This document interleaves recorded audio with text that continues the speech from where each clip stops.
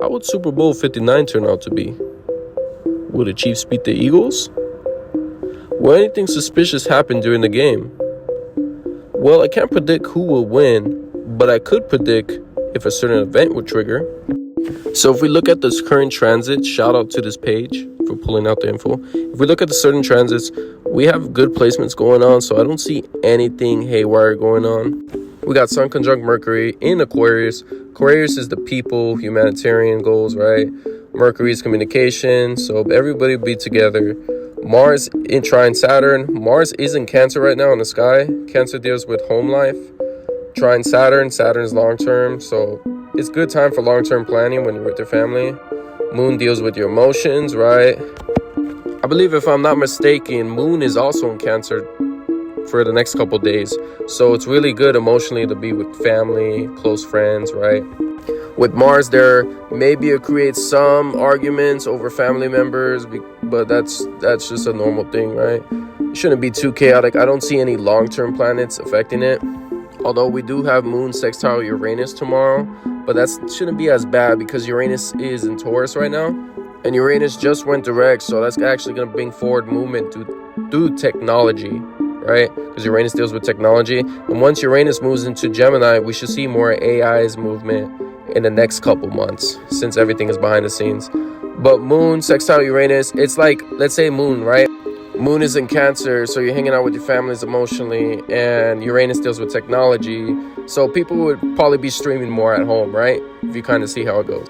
Now let's get to the fun part. I want to look at Kendrick's chart, because if we want to see if anything big is going to happen during certain times, we got to look at certain figures, certain public figures, transits, to see if anything big would happen during those times, right?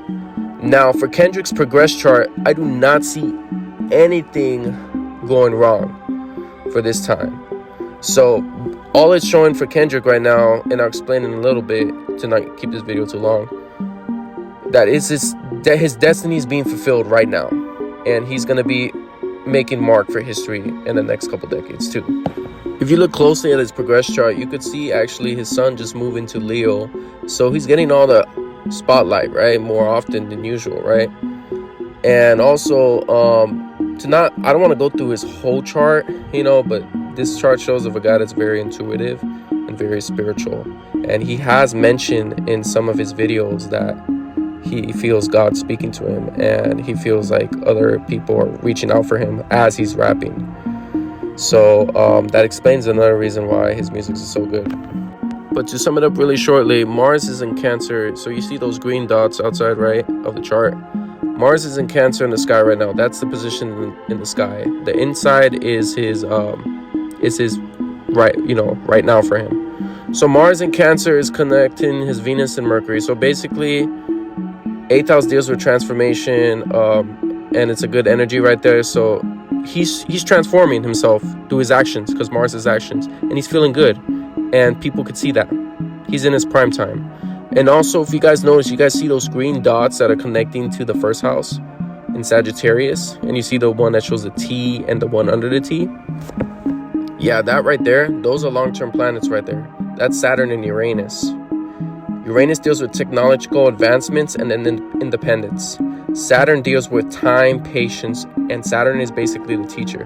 Whatever house Saturn is placed is your life lesson. Saturn in number 1, aka the first house, is really good because it's like this person grew up through hardships, and it shows in a personality of one person. It makes them more serious and grounded.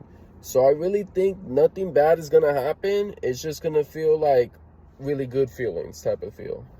But I do telling people right now, be very cautious in being in big crowds, especially this year when Neptune does move into Aries. When Neptune does move into Aries, especially past March, be very careful, because Aries deals with destruction. Aries is a fire energy, right? Neptune deals with stuff in the sky, or stuff coming down from the sky, right? If you already see where that's going. I don't know how these next few weeks or months going to turn out with Trump being involved with all this, but I already know I was right about the protests being more and more severe, and I think it's going to get gradually more worse. Just be careful when you're in large crowds these next couple months. once Neptune goes into Aries, because that shit gonna be crazy.